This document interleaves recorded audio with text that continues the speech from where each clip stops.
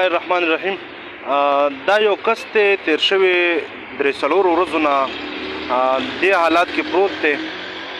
بهرحال دا کمبلې او بړستن وغیره م ورته بندوبست کړی مو، خو چونکې دې نه ډکې متیازې او تشې متیازې دواړه په پړتوب کې ځي او ډېر سخت په تکلیف باندې دی.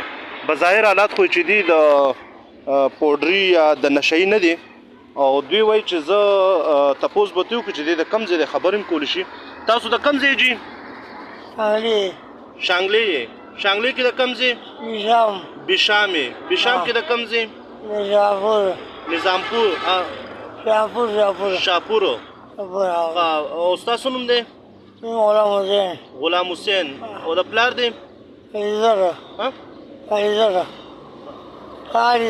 کاریزر. او بیمار شوی؟